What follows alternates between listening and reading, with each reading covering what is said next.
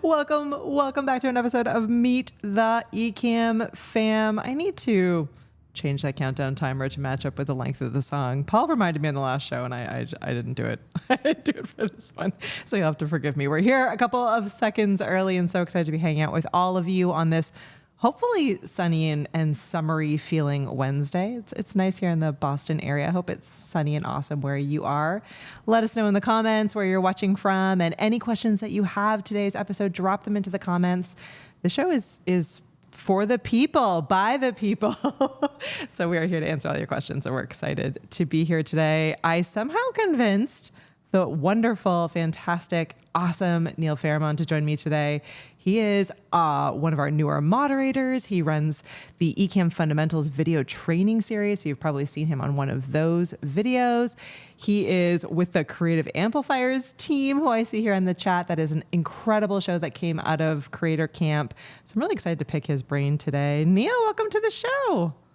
Hey. Hi, Katie. So happy to be here.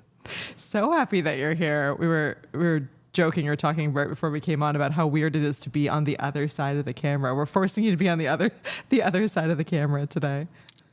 That's okay. That works for me. It's less buttons I have to press, which is great. I just have to sit here. Exactly. It's all my fault if something goes horribly wrong today.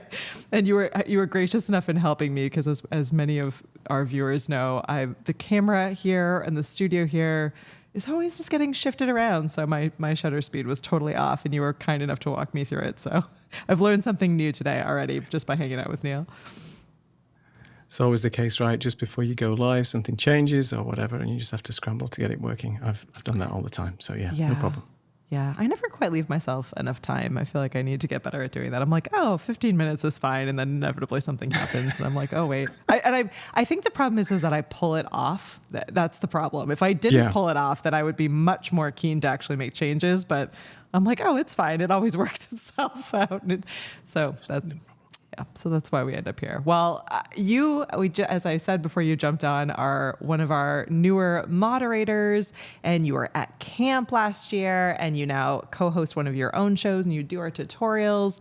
I am so eager and excited to learn your story. So my first question is, how did you find out about Ecamm? Where did you come from, Neil? How did you end up here? Where did I come from? Wow. Okay. So I've always had a passion for video and audio production for the many years. I started off playing keyboards and piano and doing music and recording tunes and things a long, long time ago. Was in a couple of bands in my youth. We won't talk about that. Very unsuccessful bands. But, there you go. It's all fun. And I've always been interested in sort of video production and things like that. And my first ever camera was a Canon 7D. So just after the whole Vincent Laforet 5D Mark II thing, where you could now record video on a DSLR camera, it's like, oh my goodness, what happens? You know, you can get that film look finally. Yeah. And I decided to just start filming bits and pieces, and I actually created a little show years ago called Old Gold Tech.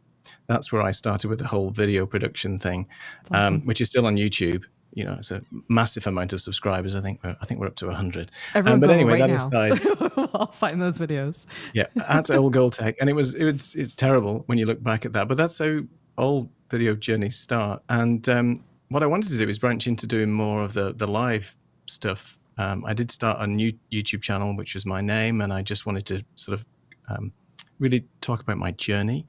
Mm-hmm. So getting a different camera and learning techniques and just getting more into doing sort of, you know, not filmmaking per se, but actually doing more production work and all the trials and tribulations that do that. And I actually wanted to branch into do a bit of live streaming and get more involved in the community. And unfortunately, at the time, my internet connection here in Portugal, we've been here now just over 5 years, was terrible. I was on a 4G dongle with an antenna outside my house pointing at the mast. And I think I had around 1.5 megabit per second upload. Oh, no. So there was no chance of doing that. But I did try to do some streaming, and I actually started with the web-based production systems that are out there.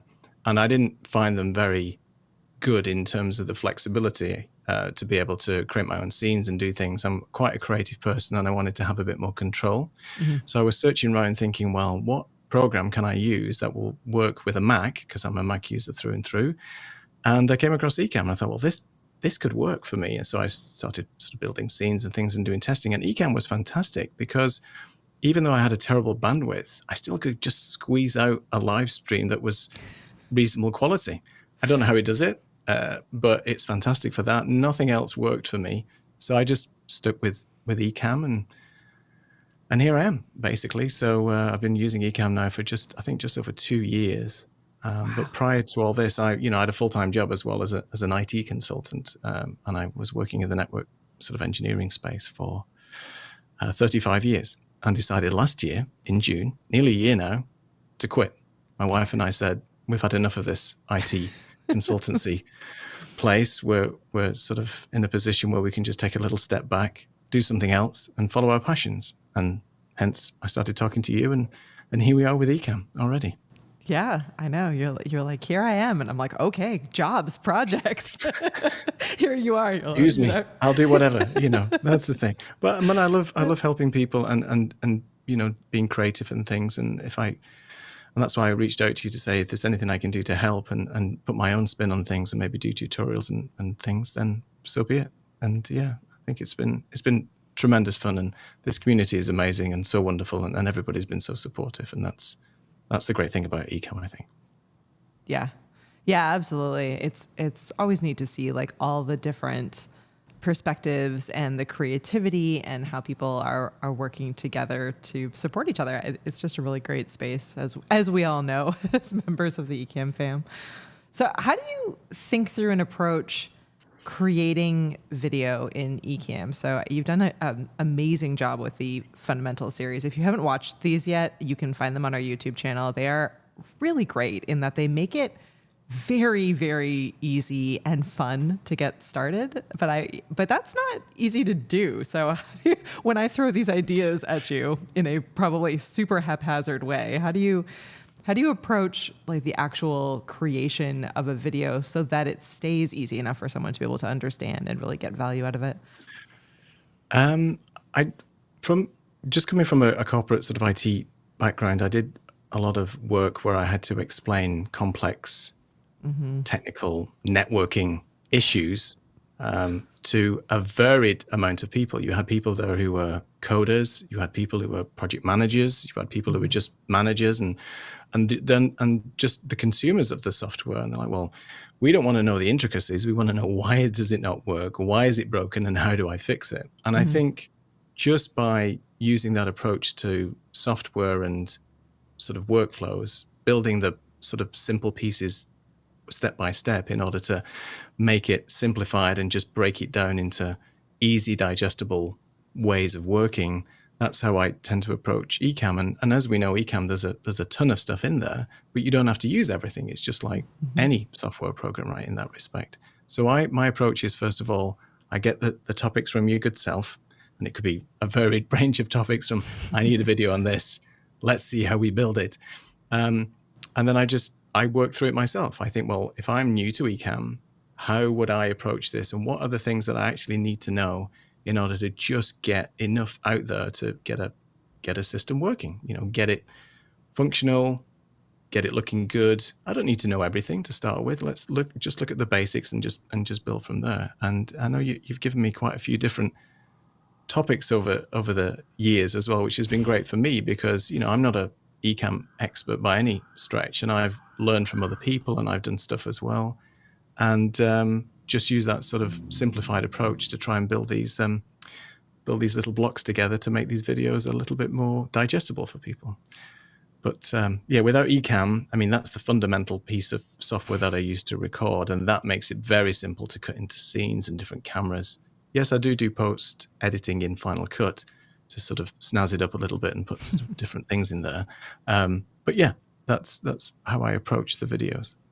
Yeah, I think it's really important for everyone to hear, particularly Ecamm customers, because I think we all have a habit of kind of doing the most, or because all of these features exist within the software, we want to learn how it all works, or we want to learn like what we can do with all of it. But I love that you're like, no, let's just close all of these these windows for right now and focus on this one, because I think there is something to be said for the fundamentals and for thinking through like, okay, at its base, Ecamm allows you to create video through this idea of scenes and overlays, and starting there and kind of breaking that down and showing what's possible and then building on that, I think makes it really easy for people. But it becomes, I think, sometimes bigger than it needs to be, and we all sort of are guilty of opening all of the windows or doing all the things. So I love that you're making it really simple and approaching it in a way where it's like, nope, we can just focus on this one thing and look at everything you can do with just understanding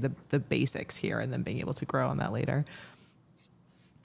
Thank you for that. I have seen a few people that I've worked with who are new to Ecamm, and I say, just share your screen. And then the screen has got all the windows open. They're like, where do we start? I'm like, well, not with that screen. Just, just close everything.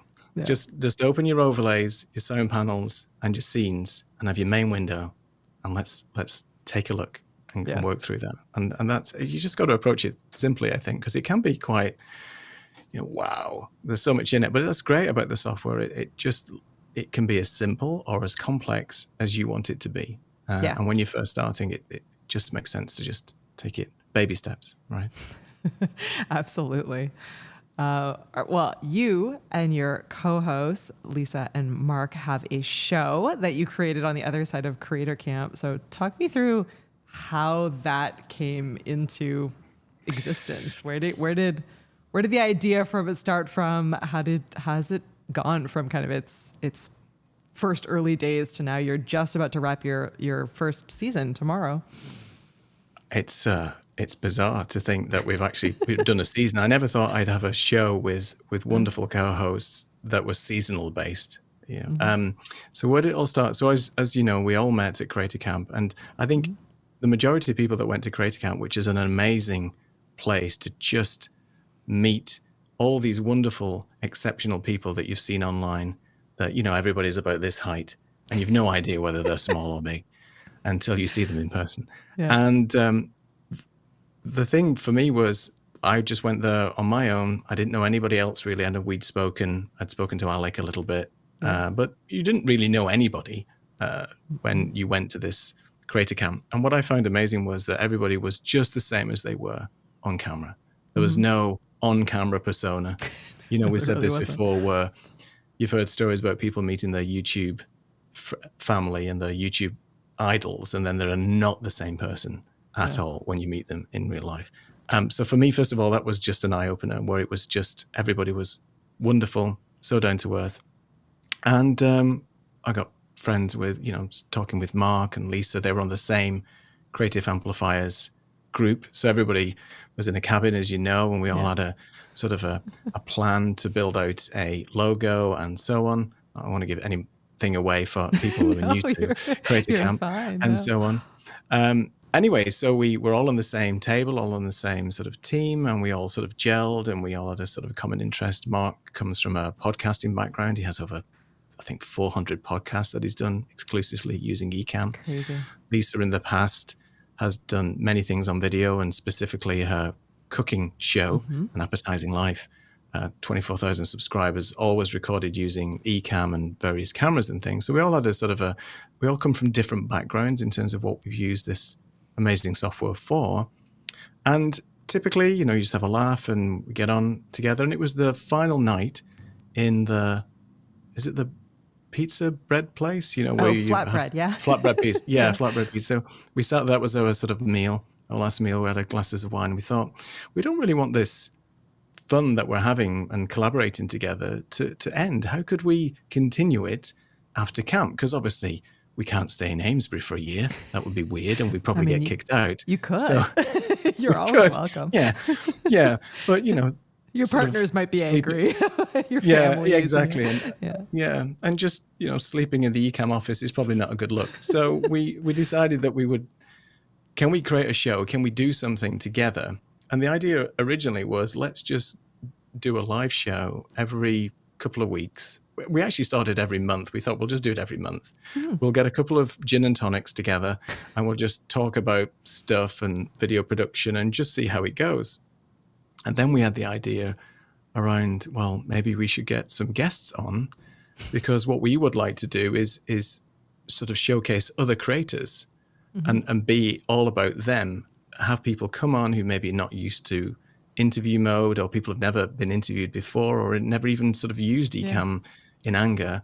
Get them on the show. Let's talk about their journey and make it all about them. So that's what we discussed over 2 or 3 glasses of wine. And the next day we all woke up separately, may I just say. And, we didn't just stay in that place and just fell asleep there. And it turned out that this was a great idea. We still liked each other. We thought we'll crack on and we'll make a show out of it. And so we've done it. It'll be our 12th show tomorrow, a party show to end it. And we've had some great guests, including yourself and Diana and everybody who started that. And everybody's just been wonderful. And the reception has been really good. And we've tried to make it as professional as possible by having a run of show, by actually having a structure to it. Because at the time, it wasn't going to be a structured show. It was just going to be like a free form. And we learned very quickly that we can't build a show with people coming on that's just doesn't have any run of show or a plan. So always have a plan. You have to, right? And and it seemed to work out really well. And we've just got a bit more confident over time, because it's quite daunting. But it is wonderful to have 2 amazing co-hosts to sort of bounce ideas off, work together. And we all do our different things as part of creating the show as well. It's just not one person does everything. We all take sort of key responsibilities to build the show together. And it works really well. And everybody's so nice and reliable and just easy to get on with. And same for our guests. Everybody's been marvelous. So here we are at show, as I said, 12 tomorrow. Oh my gosh, congratulations. It's going to be such an exciting party show. I can't wait.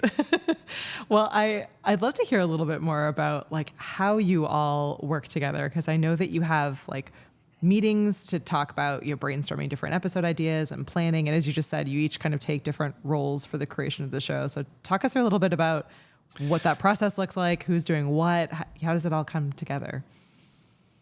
Well, everybody needs a Lisa. I'll just put that out there. I don't know if Lisa's watching. We're talking with the wrong person, Lisa. You need to come join us. Yeah, exactly. Don't. I shouldn't be on here. It's all about Lisa, basically, because I mean, Lisa is the person who takes the meeting notes and helps sort of drive that structure. So every week we meet and we talk about a couple of things. We talk about our next guest. And prior to that, actually, we have a sort of a booking mechanism. So Mark uses Captivate. Captivate as a little booking mechanism where we'll send out a link and people can nominate a guest. They can become a guest themselves. It's whatever they want to do. And then we have the calendar open, just like Calendly, and they'll pick a particular date. And it's every 2 weeks that we were doing the show every Monday. And prior to those shows, 1 week before, we'll meet. Now, we actually meet twice. We meet on the Monday just to go through a few bits and pieces in terms of interview questions. Who's our guest? Lisa will do some research on the guest and formulate some questions. I will then build the Ecamm profile, build in the little sort of bells and whistles, funny things. We'll agree on the quiz questions. Most of the time we try and relate one of the quiz questions to the interview guests themselves. So I'll build out the questions and so on. Mark will then collate some of the information from Captivate, some of the show notes that we have. We have people to fill out a form in Captivate to tell us a little bit about them, the profile picture. Lisa will do the thumbnail. So there is a collaboration between the three of us where we all sort of make sure that we have the run of show. And Mark actually runs the show. So Mark is the one that is responsible for making sure all the scenes are correct, running through the show, knowing how the run of show is going to go. We absolutely have a run of show in terms of what's coming next. We know which scene is coming next. Yeah. We know if the guest wants to show something and so on. And Mark is in control of that. So it's quite a responsibility for him. And from Lisa and I's perspective, when we're on the show, it's like, okay, now we can breathe a little bit. Mark's got all the work to do. Mark's is beginning, yeah. Yes. Yeah. And we tend to do it whereby one of us will take the lead each show to ask the questions to the guest.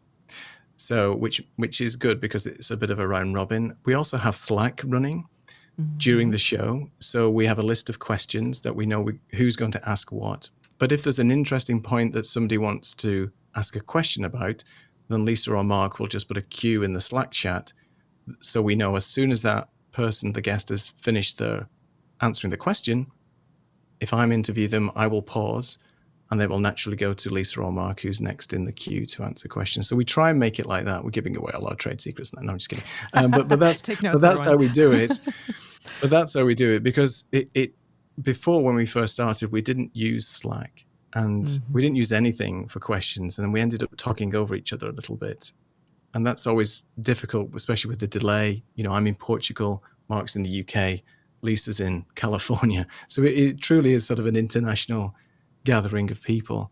And it's not always easy to coordinate that. So when you've got three people wanting to ask questions, there has to be a mechanism in almost like raising your hand, but you don't want to do it. You want to just do it silently. So that's how we try and put the show together. It's sort of getting better, but the first couple of shows, you know, it's all a bit, you're finding we don't know each other very well. So there's a personality thing as well that we have to sort of get used to. And that's why we tend to meet twice a week and we can have a bit more fun and just get our personalities shining through and so on. So it seems to work so far. We haven't fallen out yet, let's put it that way. You don't hate each other yet. It's all good. It's all good from that front. All good. It's all good. No, we're all friends. I think it's great from a few perspectives. So if you're following at home, you can join us on all of the check boxes that Neil and the Creative Amplifiers team have done, right? So they listened to you just sometimes need to just start. You have an idea, you know, put a line in the sand, just start. And then as you started, find ways to get a little bit better, make improvements, you know, figure out what's working, double down on that, figure out what's not working, get rid of that. I love the back channel communication.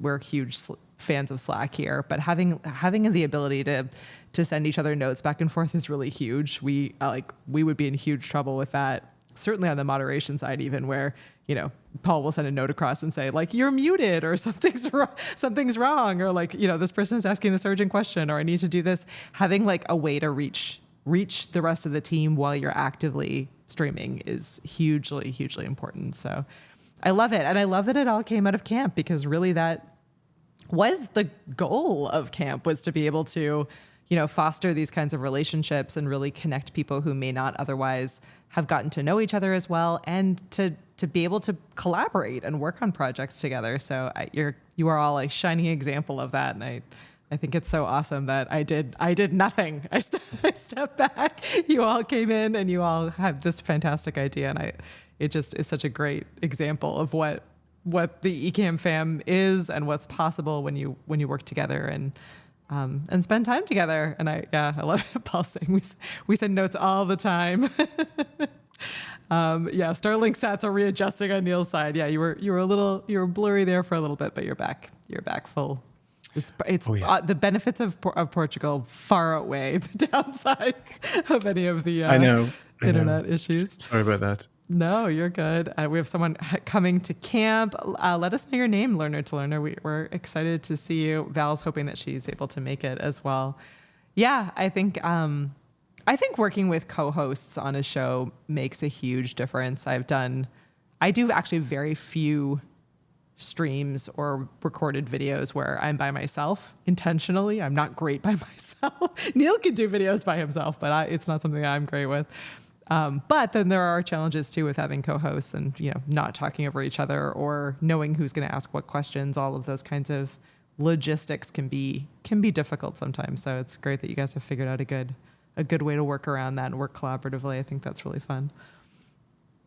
Yeah, it doesn't always work well. I mean, sometimes we misstep, and depending on how the flow of the conversation goes, as you know yourself, if you're interviewing somebody, then you'll have an idea of some questions, but then it could be taken a different direction. So you've obviously got to be a little bit of a facilitator as well and bring them back into what you wanted to talk about without it going completely off the rails. But I think if there was any advice I could give to anybody, it is definitely, as you said, have a plan, have a structure, have a notion of what you're actually going to go through as a runner show. It could be just a basic post-it note just to know what's coming up next. It doesn't have to be anything elaborate. It's just to keep you on point, especially if, our shows are not really timed, so we could go on for 2 hours if we really wanted to. But we know that we want to have a segment where there's an interview for maybe 45 minutes. And then we have a quiz.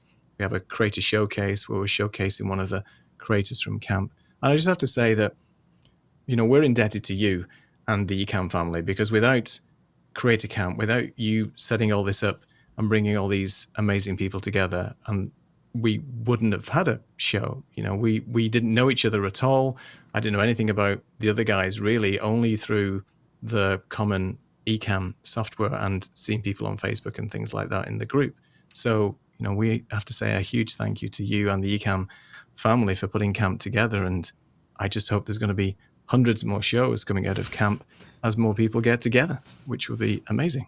Yeah. Well, we should say sneak peek teaser that the crew, the creative amplifiers, are going to be running our camp TV. So Creator Camp TV this year, which will make it even more exciting for everyone who is following along at home if you can't make it to the event, and doubly exciting for everyone that's going to be at the event, because lots of opportunities to see what's possible and get to play with video in some different ways this year, which I think will make it really fun. So yeah, I don't know why I guess I do know why it took us so long, but I feel like it's an event we've been wanting to do for forever. And I love that now it's become this annual thing, and it makes it so much fun to be able to plan it and think through what's possible.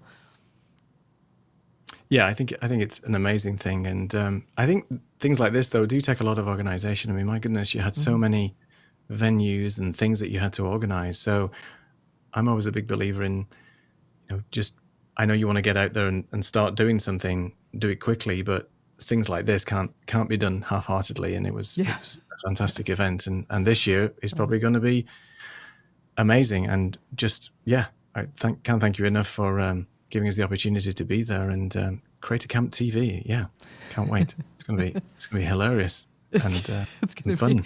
It's gonna be hilarious and fun. That is absolutely true. So some folks watching with major FOMO. Yeah, well, that's part of the fun, right? We have to make you feel a little bit of FOMO, so lure you out for the following year. We have hi to Katie and Neil, and Roy says he's really excited about camp this year. Yeah, I think it'll be great.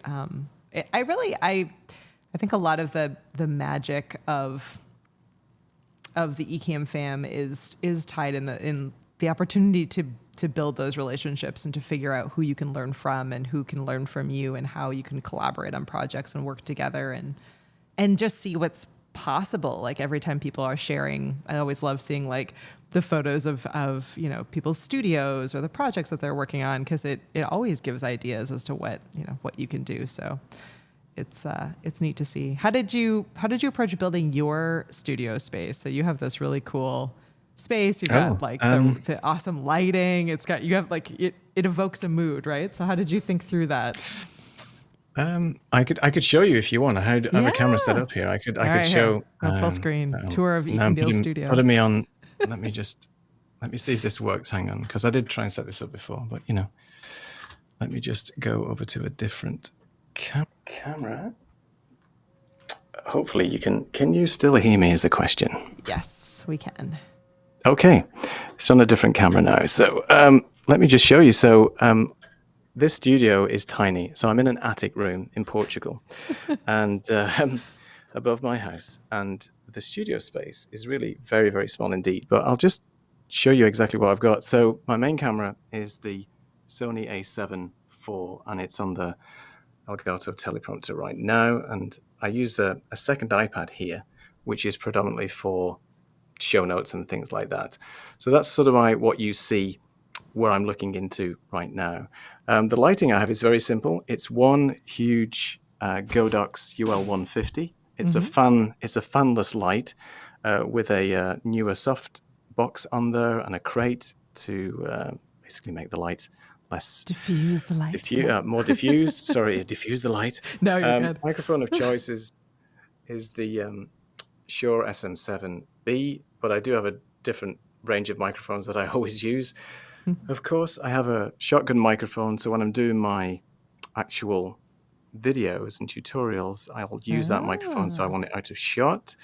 My second light is an Elgato key light, simple standard key light. These lights, by the way, are on 10% each, because the lens I have on my camera is just a fixed focal length 35mm f1.4 lens, so it lets in tons of light, so I don't have to have blinding lights on me, which I don't particularly like. Yeah, that's the never obligatory Stream Decks with Alec Johnson's icon set there. Thank you, Alec. Take One Tech. Great icon set. I thoroughly recommend those. My little keyboard and mouse, and then I'm running everything via a Mac Studio, which is the M1, and Ecamm runs swimmingly on the M1. I use it for everything, video editing, no problem at all. And then over this side, I have to just be careful, it is my sort of main editing station. I had to get a new monitor recently because it broke. So this is a 42-inch LG monitor, widescreen. So, you can't have enough widescreen stuff, which is great. And then everything routed via the Rodecaster Pro. And then the lighting on the back are two very simple nanotubes. So one is it's not a nanotube, sorry. It's a Godox TL60 RGB tube light. And another one here. And then I have my keyboard for doing music and another keyboard. Ecamm merch store over there, collecting all my merch. And a couple of other microphones. And that's it. It doesn't get any more complicated than that. And that is basically, if I go wide out here, this is my sort of studio setup. I love this. If anybody's interested. Yeah, no, lots of great comments coming in. People are saying that, well, Paul says the secret's out. We keep you locked in the attic. Hey, now, Neil keeps himself locked in the attic. You do?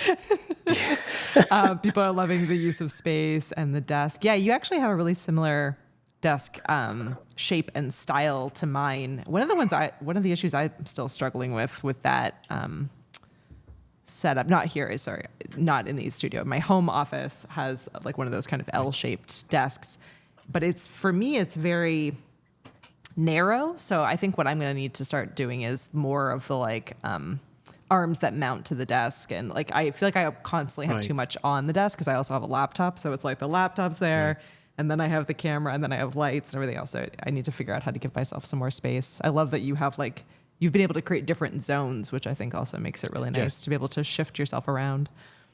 It's the only way to do it, I think. And I messed around with this space. I think it's changed about 10 times. My wife says, are you moving something again? I'm like, yes, I have to. It's just in my nature to move something. And I'm quite minimalist as well. I don't like a lot of clutter. So I'm trying to see what functions better for me. And I do have another couple of cameras as well. One for an overhead, which is the ZV-1, which I'll switch between like this view here, which is just a normal cam shot. And then like behind the scenes. And then I can move it to this little articulating arm up here. And then there's another old GH5 camera that I use from time to time as well. So you can never have enough cameras, but I've got rid of a lot of stuff recently as well. I've got, I don't know what the reverse of gas is, but if there was such a thing, that would be it, where I've just sold a lot of lenses and things, because if you don't use it, what's the point? And somebody else could benefit from a good deal for some secondhand gear. So why not get rid of it? Yeah, that's Daniel wants to know where's the mess. What the heck? So tiny, no wires. Yeah, how are you dealing with all your cables, your cable management? It was really clean. Well, that's why I keep the office dark, because if it's dark, you can't see cables. There's a lot of cables, actually. There's quite a lot in this studio, unfortunately, but it's all down there, and it's sort of out of sight, out of mind. If I can't see it, it doesn't stress me out too much. I've tried to do it, but you know what it's like with the studio. There must be, I don't know, 20 plugs in here, hundreds of cables. Mm-hmm. I'm just waiting for superconductors and air electricity. We don't have to have any wires at all. Wireless electricity is what I'm trying to say. Exactly. Yeah. Yeah. It's all within the cone of cleanliness. One must remember the cone of cleanliness. Yes. Oh my gosh. This is, people are not believing you. It's pre-recorded. You cleaned up yesterday. This is how it typically is. Sorry. No, it's great. Neil's just clean, everyone. I don't know what you're talking about. Do you have a separate working office? It looks like you had a couple different zones. Do you have a separate space for just working non-video production stuff? So here, typically on my right, where the big monitor is, that's where I'll just move my wireless keyboard and mouse there. And if I want to do sort of video editing or Word documents or the usual thing, I was going to say stuff related with IT, but I don't do that anymore. So no, I don't do much of that. But just emails and things like that is here as well. And I do have another. I feel like I'm spoiled now, but this attic space is quite big and it's not really used for anything else. So my wife does some videos as well. So when I've done the Ecamm fundamental tutorials, they've typically been in just a smaller little space there where it's just very compact and just one camera. I just take this camera and move it around. But for all the stuff that I do on YouTube and creative amplifiers and editing is all here. And it just works well because I can do focus stuff here, just doing the video, and then switch all that off and then just do the emails and video editing and things on the other side. So it works well, but it did take a while because it is only a small space. It's, I don't know, maybe 6 meters by 3 or something. And it's a slanted roof as well. So you have to put stuff this side or you'll bang your head. And I've put a lot of foam in here and it's about 80 degrees at the moment. And there's no air conditioning in here. So I'm starting to get warm, but that's okay. But that's why the lights are only on 10%. So it doesn't get too hot. Yeah, I definitely have that problem in my home office. And I have an air conditioning unit on the wall, but it's like just loud enough that I worry sometimes that people can hear it. But it is hilarious at this time of year. You can see the sweat starting on my face. Not a good look. That's not a good look. Yeah. What can you do though? You're just sweating for your projects. That's all it is. Exactly. Well, you're not alone. It looks like we have others who are moving things around all the time. You're degassing. Yeah, we need a cool. Maybe this summer is like it's anti-gas. Everyone should pull all the stuff that they don't need, and we could post it into the Ecamm trading post, and you can all trade. You sell it to each other and trade, so that everyone gets exactly what they need.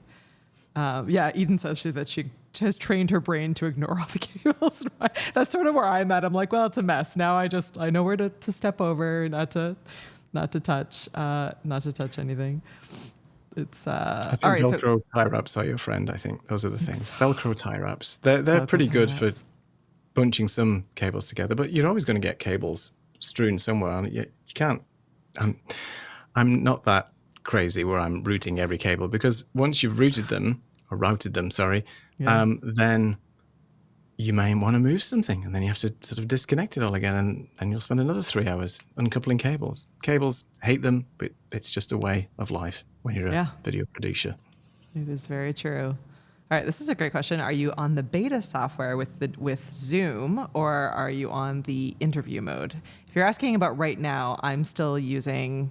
Actually, I had to look. I'm normally using the beta. Currently, I'm actually using just the full release, and we are in interview mode at the moment.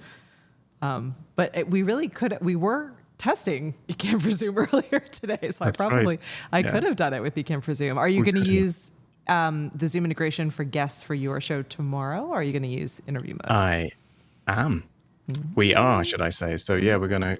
This is really like not first live, but a show produced with the beta. And let's see. Yeah, so looking forward to that. So it just makes it easier for people to pop in and out. And if there's people still in, instead of bringing everybody all on at once, within Zoom, obviously you've got like a little chat going on. Everybody can talk to each other and carry on the party if they wanted to, and then just bring 1 or 2 guests on at a time. That's the plan. And I'm using Ecamm right now in virtual camera mode to basically do what I've just done and switch scenes and things like that. You can't live without Ecamm. It's not possible to do this work without it. You crazy? I do love probably my favorite part though of the show is that most if not all of the people that come on and join as guests are like much better Ecamm people than I am, and are like they're like, oh, I've never done an interview where I've been the guest. It's like forcing control freaks to be in a control environment. They're like, I don't know what to do. I'm not used to this at all. So it's kind of fun. It's fun from that perspective. But yeah, I think you're right. The Ecamm for Zoom, we've gotten a lot of questions about like, does this replace interview mode, or like how do the two of them work together? And it doesn't. Like they exist both separately. You could use either. They're both in the pro level of the plan. So, so if you're a pro user, you could choose either. But I do think that the Zoom, bringing guests on through Zoom, I think you're right in that it does kind of create this nice green room experience that Ecamm interview doesn't have yet anyway. So yeah, I think there's a lot of potential from that perspective, because you can sit kind of backstage and chat with each other, or type back and forth, or talk or whatever without being actually in the production itself. So yeah, from that perspective, I think it's going to be interesting to see what people do with it, and how it works, whether or not they're using it only in like the kind of Zoom world for webinars and meetings, or if they're using it as that kind of like backroom experience and interviewing for their live shows and podcasts. I think for bringing on guests, it's really easy to do that. There's lots of settings though in Zoom, as we know, and that can get quite complicated.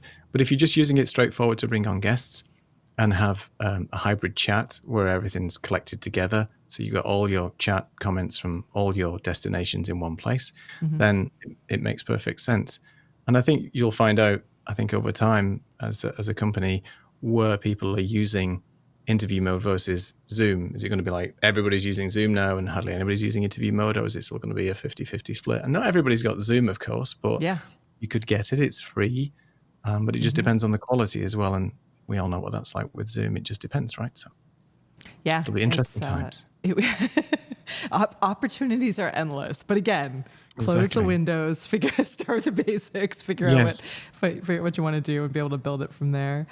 Some great questions still continuing in. Will Ecamm ever be available for Windows? It will not. It is Mac only. It was built for Mac. It was built by Mac developers. So it would require, it's funny. This question comes up a lot, and I completely appreciate it. When I first started, I was like, oh man, it's going to be difficult to try to market software that's only, that kind of cuts in half, in some ways the potential audience. But what I will say is that the intentionality on building something specifically for one platform makes it so much easier for it to be as kind of powerful and robust and customizable as it is, because Ken and Glenn are not having to think about it, like PC and Windows based computers have way more variations than Mac computers, right? So, and it's tons of different companies that exist under that PC umbrella, whereas Mac is Apple. So it just means that there's a lot more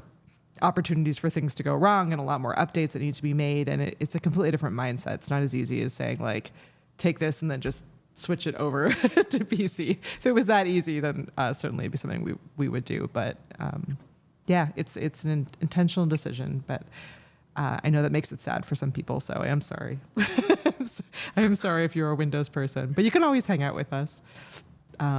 Louise is saying beta. That's how you say it. The beta people are wrong. That's how it is. Beta, yeah, I know. Beta. I think Doc mentioned that the other day. It's like, what does beta mean? Yeah, sorry, it's just the accent. Then like they say Z routing and instead of routing. Z. So, yeah. For those of us who live in the in-between, it's very difficult to know what the right thing is to say. We understand.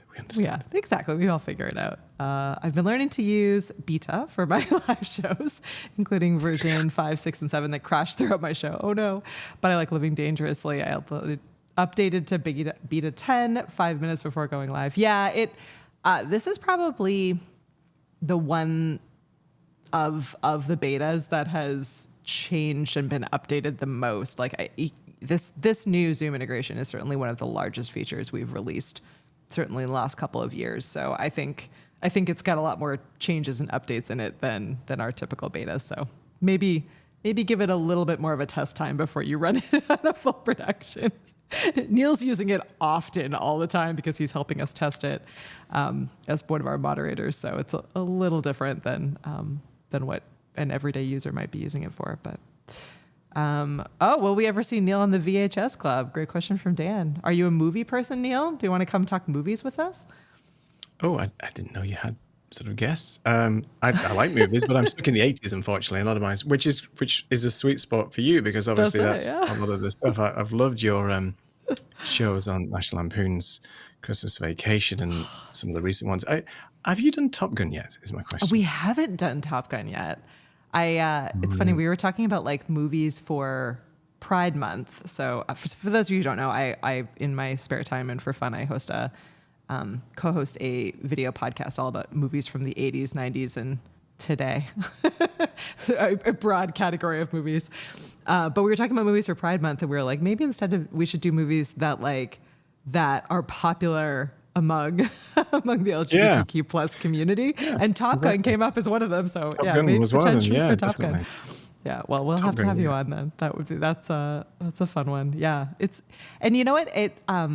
Like Neil, that was a show that we just like decided that it would be really fun to do. It was just for fun, but I have learned a ton from doing that on the kind of with my personal hat on. So as just an Ecamm customer and as someone that's just trying to do something that's outside of work, it has been just really great when there's less pressure, and I'm not trying to do it professionally. I'm not trying to change the world or make a ton of money. I feel like it has given me a lot of potential to be more flexible and play more and try more things and learn a lot more than if it had been higher stakes. So if you're new to this or trying to get into this, I can say that sort of starting in a way that's a little bit less, I don't know, risky or less intense than there's a lot riding on it, is like it's a really great way to kind of be able to play around and test some things out and see what's possible and create that like structure and run of show and process that then you can apply to whatever other future projects you're looking at. It's been a nice sandbox. It definitely comes through if you're enthusiastic and it's something you're doing for fun, because that was our intention. Yeah. And still is to an extent with Creative Amplifiers. If there's other things we can do in the future, then that's fine. But it was never a business venture. It was always three people who really like each other, hanging out and showcasing other great creators within the Ecamm space. And that was the premise of the show. Even for my own YouTube channel, I just like doing tutorials and video production stuff and things like that. Mm-hmm. Never want to be Mr. Beast. Couldn't handle all that. So, things like that. Yeah. And I think if you're passionate about something and you want to you have something to say, and you always find an audience. It takes time, but I think there's somebody out there for everybody. And that's the way I look at it. And people don't like me and they'll go somewhere else. That's fine. There's always people that will find your audience. Let's put it that way. Yeah. I don't believe it. No one doesn't like you. I love this. I know my channel is learner to learner, so we learn as we go live together. That's great. That's awesome. That's cool. These are great, everyone. It's so fun when the chat is so engaging. I'm like still catching up here. Oh, thanks, Val. Yeah, it's fun. That's the fun part of live streaming, really, or like even if you're live recording a show or whatever you're doing. It's so great to build and to have a community behind you, and a community is so much more than an audience or followers or whatever they're called, depending on the platform. So it's pretty great to be able to have that as an option for sure. Zoom is great for everyone. So if you're sitting here and you haven't tried this yet, you can try the Ecamm for Zoom. Even if you're brand new, all Ecamm customers can always try the beta. It's over at ecamm.com/Zoom. So, and on its way, we're through 10. I think we're on beta 10. So, it keeps coming thick and fast, these updates, which is great, because that's just one of the things that I've never seen before in my experience with software companies. The the dynamics of Ken and Glenn and the ability for One in a them million, to yeah. take on ideas and it might just be one or two specific ideas from people and think, well, that's a good idea. Let's roll that into the software. Let's fix this bug because one person's got an issue. Things that we were testing today, for example. And I've never come across that. Typically, it's on a sort of a hierarchy thing. If you got 1,000 customers asking for this feature, then maybe we'll put it in. That's how it used to work, in my experience. And that's just makes this software, I think, unique in that respect, where there's some people that will suggest an idea, and you can bet it will be in there at some point later down the pipe, because they take real notice of the community of the users, and that's just wonderful to have that. And that's why the software is so good, because it's just been built over the years based on ideas from people. Ken and Glenn's amazing knowledge of building this software and how to put everything together. But you're right, the Zoom integration is big. It's super useful, and starting to look at the corporate users. Corporate users will be potentially looking at Ecamm now as a mechanism for delivering online high quality presentations in Zoom, because we all know what the Zoom look and feel was like back in the COVID days, right? That's all I'm saying. We all know what that used to be like. But Yeah, you can definitely quickly identify the Ecamm person in the Zoom grid. That's how it should be a game. It should be like a spot the Ecamm person in the Zoom grid. Yeah, it goes a long way. Even just being able to connect different cameras or switch between cameras is something that it's not as easy to do in Zoom as it can be. So yeah. Oh, John. Thank you for introducing yourself. I'm always trying to find the people behind the the brand name. So yes. I know you, John. Thanks so much for sending in your bugs and helping us get those bugs squashed, and all of your recommendations. It's been great. Jeremy's right. Ken and Glenn are really, really, really responsive. Yeah. I was gonna say that they say, and they are deadly serious about this, that the best way to get your feature into Ecamm is to show whatever crazy workaround you're doing, show how complicated and difficult it is that you're doing to try to get there. And they hate that. They want it to be as easy as possible for you. So they're on a mission to try to add those features that make it easy for you to do what it is that you need to do in the world of video. So, oh my gosh. Well, see, Neil, you were like, I don't even know if we could be on for an hour. Neither of us have anything to say. And here it is. Oh my. Almost is it really? an hour. Oh, Yeah. Wow. Look at that. We have done it. All right. Well, we know more Ecamm Fundamental videos are on their way. We know you have your season finale tomorrow, 4 p.m. Eastern on YouTube. Right. So we'll have Paul drop the link to Creative Amplifiers so that all of you can hopefully follow and engage and sign up to be guests for next season. It's a great show. Yes. What else is on the docket for you? What's coming up this summer? Taking some time out. Funnily enough, Lisa and Mark are actually going to be in Portugal very soon. Oh my gosh! As a little sort of gathering. So you might see us post a few things on the interwebs there. Maybe so a little video here and there, something like that, which is great because we haven't seen each other since camp. And obviously we'll be at camp as well. Yeah. And then lots of gardening to do.